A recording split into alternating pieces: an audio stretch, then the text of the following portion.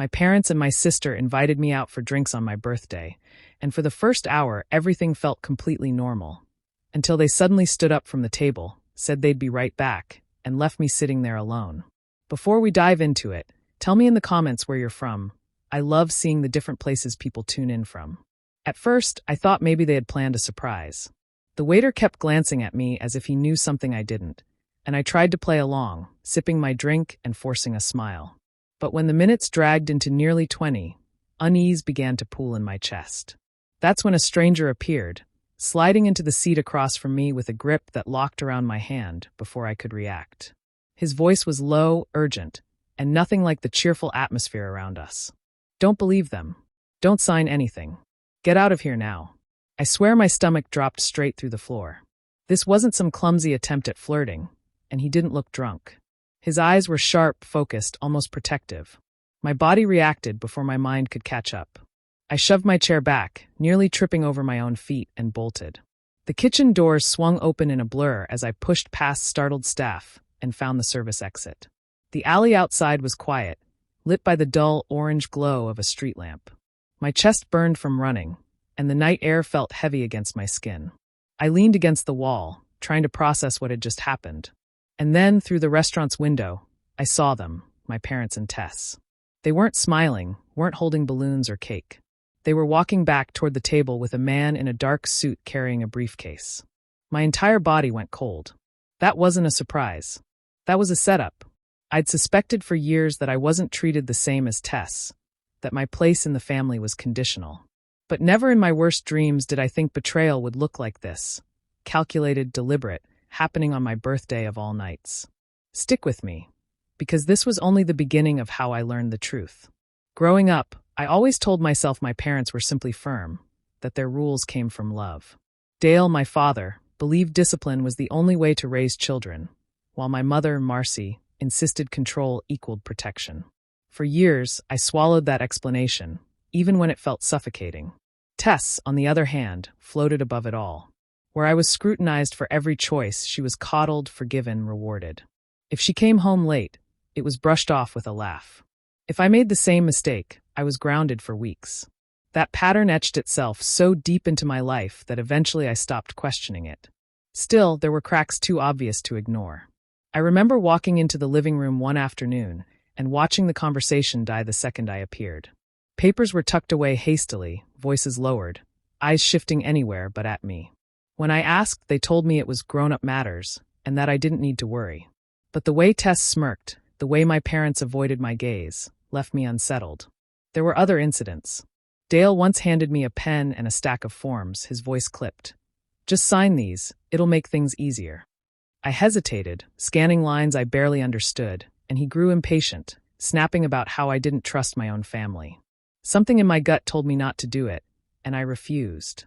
That moment sparked weeks of icy silence, my punishment for defying them. I brushed it off then, telling myself I was being paranoid. But the memory gnawed at me more than I admitted. With Tess, the favoritism was constant but disguised as normal. She got the new car when she turned 18. I got her old hand-me-down with failing brakes. When she struggled at school, tutors were arranged. When I struggled, I was told to try harder. I convinced myself that siblings always had rivalries, that maybe I was just sensitive. Deep down, though, I knew I wasn't imagining it. I was being pushed to the edges while Tess basked in the center. That's why the birthday invitation had hit me so hard. Out of nowhere, the same people who treated me like an outsider wanted to celebrate me. I told myself maybe it meant a fresh start. Maybe all those years of distance could finally close. Sitting at that table, before things spiraled, I actually felt hope flicker in me. I laughed at Tess's jokes, smiled at Marcy's toast, and for a short while I believed. But once I was alone again, replaying the scene in my head, unease settled in. Why now? Why the sudden kindness? It wasn't their way to offer affection without strings attached. The longer I thought about it, the clearer it became. They hadn't brought me out just for drinks. Something else was hidden beneath the surface, and whatever it wasn't about love. It was about control. And I was starting to see it.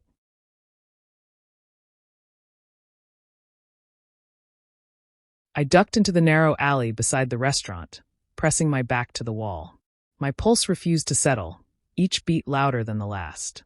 The man's words replayed in my head like a broken record, warning me not to trust them, urging me to run. I couldn't shake the weight of it. Who says something like that unless it's serious? Footsteps echoed behind me, and I spun around, ready to bolt again. Instead, I saw the same man step out of the shadows, his hands raised slightly, as if to show he wasn't a threat. He was in his mid-30s, sharp features, a calm steadiness in his gaze that clashed with the chaos inside me. "You're safe out here," he said quietly, his voice carrying a gravity that made my stomach twist. "My name's Cal." I didn't respond right away. My throat felt dry, my instincts torn between demanding answers and running as far as I could. Finally, I forced out, "What do you mean I can't believe them? What were they trying to do?" His eyes flickered toward the restaurant's glowing windows before meeting mine again. "They were about to trap you. You were minutes from losing everything that's rightfully yours." The words chilled me. Losing everything? I hadn't agreed to anything, hadn't signed a thing. Yet the certainty in his voice made me believe he knew more about my family than I ever did. "That doesn't make sense," I whispered, shaking my head. "You need to tell me what you're talking about." He exhaled slowly, like he was carrying more than he could share. "Not here. Not now. It's too dangerous." The frustration clawed at me. My life had already turned upside down in less than an hour, and now a stranger was telling me there was some hidden danger, refusing to explain. I wanted to scream, to force him to spill every detail, but his calm refusal made me hesitate. He wasn't panicked. He wasn't bluffing. He was choosing his words carefully, as if any slip might cost us both. I wrapped my arms around myself, staring back at the restaurant. Through the glass, I could just make out Dale's rigid posture, Marcy's fixed smile, Tessa's dramatic gestures as they spoke with the suited man. They looked like actors rehearsing lines, completely unaware I was watching. That sight only deepened my unease. Cal stepped closer, his voice softer but firmer than before. "You can't go back in there. They had plans for you tonight, and it wouldn't have ended well. Trust me." I wanted to believe him, but another part of me screamed that none of this was real. And yet, deep in my gut, I knew it was. The way my family moved, the way their faces hardened when they thought no one was looking, it wasn't love. It was calculation. Something darker than I had ever imagined was unfolding. And for the first time in my life, I realized I might be fighting for more than just respect. I might be fighting for survival. Cal led me farther down the block, away from the glow of the restaurant, until we stopped beneath a flickering streetlight. His tone shifted, no longer just a warning, but something heavier, something final. "They didn't bring you out tonight to celebrate," he said, his eyes steady on mine. "They wanted you to put your name on documents that would cut you out completely. Everything your grandmother intended for you, property, policies, security, it would all disappear into their hands." The words struck me like a slap. My grandmother. She had been the only one in my family who saw me as more than an afterthought. She'd raised me on weekends, taught me how to swim at the lake, whispered that I was stronger than I realized. I remembered her funeral, how quickly the talk had shifted from grief to logistics, how Tess had lingered by the lawyer's side, soaking up every detail. My chest tightened as the pieces fit together. "Tess is part of this?" I asked, though I already knew the answer. Cal nodded grimly. "She's been helping them for years. She gets the comfort, you get the scraps." But tonight was different. They were ready to make it final. My mind snapped back to a memory I'd tried to bury. Sitting at our old dining table, pen in hand, my father towering over me with irritation thinly veiled as patience. "It's routine," he'd said, pointing to the line where he wanted my signature. I'd glanced at the fine print, confusion knotting my stomach, and pushed the paper away. The silence that followed had been suffocating, like I had just committed a crime. For weeks, they punished me with glares, with cold dinners, with whispers I wasn't meant to hear. Now, standing in the chill night air, I understood. That hesitation had saved me once. Tonight, it nearly cost me everything. Anger began to pulse through the fear. It wasn't just neglect anymore, or favoritism. It was deliberate theft. They wanted to erase me from the only legacy left by the one person who truly loved me. And they chose my birthday, to tighten the noose. I clenched my fists, nails biting into my palms, the betrayal burning hotter than the night air. Every smile at that table, every toast, every laugh, it had all been a performance. A distraction. They had dressed up a robbery in the disguise of family tradition. Cal's voice broke through the storm inside me. "You were never supposed to walk away tonight. They counted on your trust. They counted on your guilt. But you did the right thing." The rage swallowed my disbelief. My family hadn't just failed me, they had plotted against me. And in that moment, I knew one truth with absolute clarity: they weren't going to win. I wandered with Cal through the empty streets, my mind torn in two. One part of me wanted to vanish, to cut every tie and never hear their voices again. The other burned with fury at the thought of them walking away unchallenged, smug and certain they had broken me. The weight of that choice pressed against my chest until I could barely breathe. Cal noticed my silence. "You could leave it," he said softly. "But they'll keep coming. People like that never stop until they've drained you dry. If you fight, you've got a chance to end it." His words weren't aggressive, just steady, like he was laying out a fact instead of advice. I stopped in the middle of the sidewalk, staring at the pavement, my grandmother's voice echoing back to me. "Never sign anything without reading it first." She had repeated it so often when I was younger, usually with a little smile, as though she knew one day I'd need the reminder. Back then, it sounded like a generic lesson. Now it felt like a prophecy. I thought about the lake house, the one place where I had felt at peace, where she had held my hand and told me I mattered.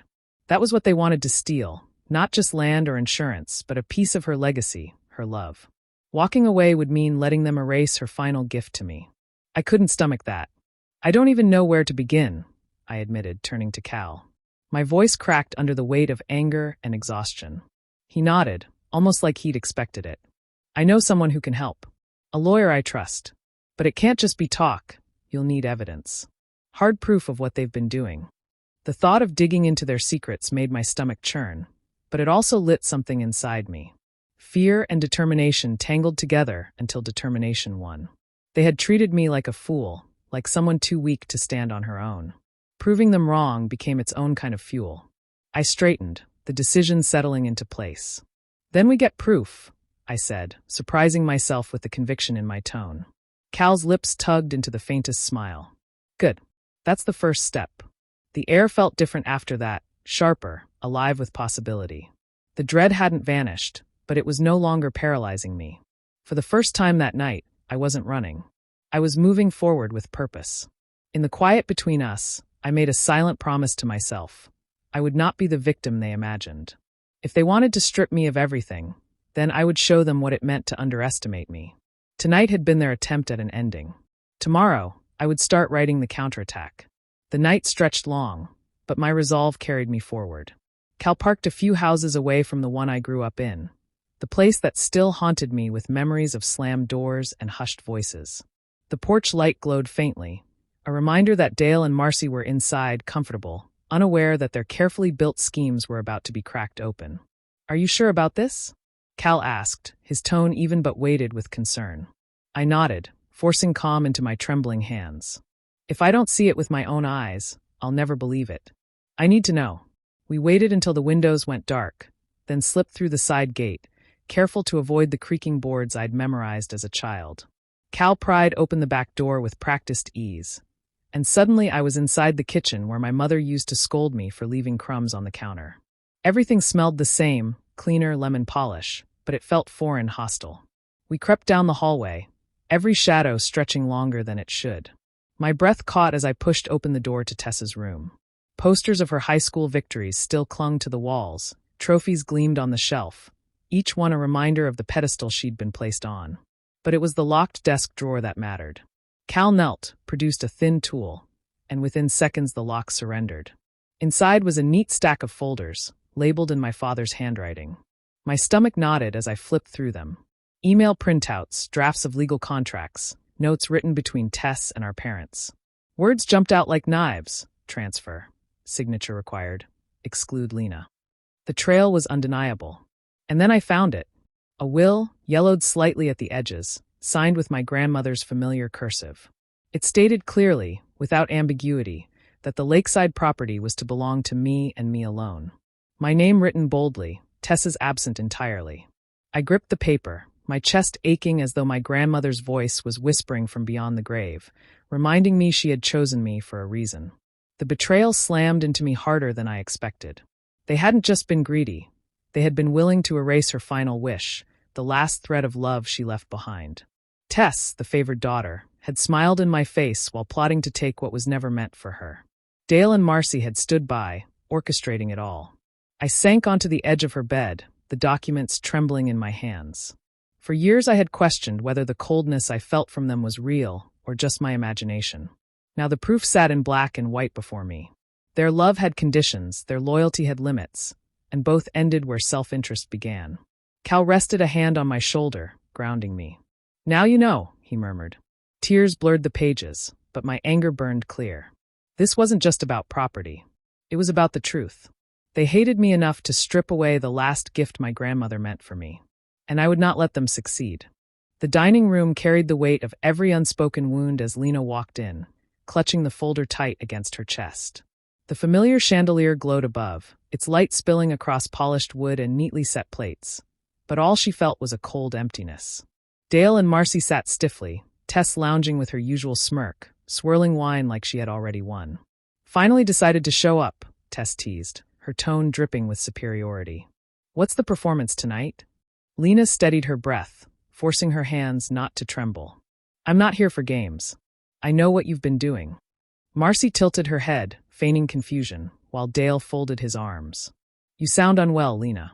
Always imagining plots where none exist." His dismissive voice cut like it always had. "Still the paranoid little girl," Tess added with a laugh, sipping. "Always thinking the world owes you something." The words might have gutted her once, but not tonight. Lena placed the folder on the table and pushed it forward, the pages sliding out, emails, signatures, the will that named her as heir. The sound echoed in the silence. "Explain that." Her voice didn't waver. Tessa's smirk faltered, and Marcy's eyes darted to the papers. Dale leaned forward, scanning too quickly, his jaw tightening. For the first time, their polished mask cracked. Marcy's voice dropped. "It wasn't supposed to be this way." Dale cut in sharply, his tone hard. "We did this for Tess. She deserves stability. You've always been fragile. You wouldn't know what to do with responsibility." The words slammed into Lena, not because they surprised her, but because they confirmed what she'd always feared, that her parents never saw her as enough. "You were never meant to carry this," Tess sneered, recovering her confidence. "You can't even hold a family together, let alone a property worth millions. I deserve it more." The betrayal crystallized in that moment. It wasn't about money. It was about worth, about love withheld and conditional approval she had chased all her life. Lena's voice was steady, but her heart was breaking. "You didn't just steal land. You tried to erase the last thing Grandma left me. You tried to erase me." For once, silence filled the table, not from respect, but from the ugly truth laid bare. Their justification had no disguise left, no warmth, no love. Just cold calculation. And in that silence, Lena finally saw it clearly. She had never been their equal, only a piece to be pushed aside when Tess needed more. The morning the legal freeze went into effect, Lena sat across from Cal and his attorney contact in a modest office, papers spread before her. Her signature, steady and deliberate, put an immediate halt to every transfer her parents and Tess had set in motion. For the first time, the tide shifted. News traveled fast. Dale's angry voicemail came first, his voice shaking, demanding she reverse what she had done. Marcy followed with a message thick with guilt-tripping, insisting Lena had humiliated the family. Tess didn't bother hiding her fury, sending rapid texts that read more like threats than pleas. Their desperation only confirmed how deeply they'd relied on what they thought was already theirs. Lena listened to the recordings, unread the messages, and felt something unexpected: control. For years, they had cornered her, manipulated her into silence.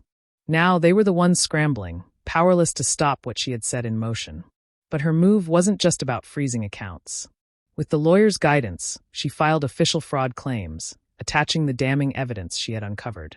Every email, every forged signature, every whispered scheme was now part of a legal case that would drag their names through the mud. The process was clinical, yet each document carried emotional weight. Every page a reminder that she was finally defending herself instead of bowing to their demands. Meanwhile, the ripples spread quickly. Family acquaintances who once praised Dale and Marcy began whispering. Tessa's colleagues, who saw her as charming and ambitious, now eyed her with suspicion. The veneer of a perfect family crumbled under the pressure of public record. Still, Lena wasn't celebrating. As much as she had longed for justice, she felt the sting of what it cost her. These were her parents, her sister, the people who should have protected her. Instead, she had to bring them down to protect herself. Power was hers at last, but it sat heavy on her shoulders. Cal noticed the tension in her eyes as they walked out of the courthouse after filing the claims. "You didn't choose this fight, Lena," he said quietly. "They forced it on you. Owning your strength doesn't make you cruel. It makes you free." Her chest tightened at his words. Maybe freedom was exactly what she had been chasing all along, without even realizing it. Not just financial security, but freedom from their grip, their constant belittling, their attempts to strip her of worth. When another call from Tess buzzed on her phone, Lena let it ring until it died out. She no longer felt the need to answer. The battlefield had shifted, and she wasn't the cornered child anymore. The revenge wasn't sweet in the way she once imagined. It was sharper, edged with sorrow. Yet beneath it, there was relief. For once, she wasn't the victim in their story. She was the one writing it. Court dates stretched out like storm clouds, each session pulling Dale, Marcy, and Tess deeper into chaos. What began as a united front against Lena quickly splintered. In hearings, Dale pointed at Tess, claiming she was the mastermind.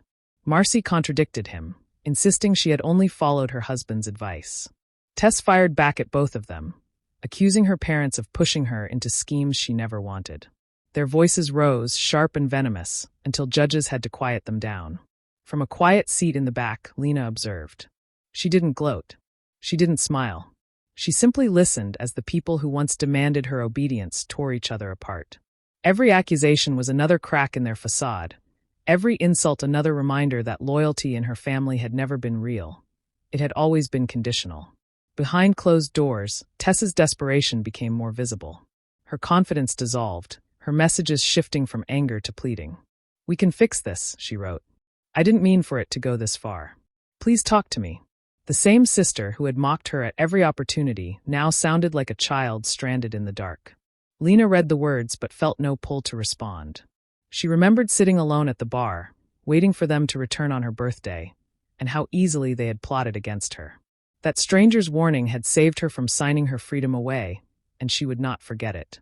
If she had ignored him, she would have been the one stripped of everything, left to crawl while they celebrated. There was no going back from that kind of betrayal. The final blow came when Lena returned to the attorney's office, pen in hand. This time, she signed documents willingly. Not the kind her parents had once shoved in front of her without explanation, but carefully worded agreements securing her grandmother's property solely in her name. Every line protected her rights. Every page carried the truth of her inheritance.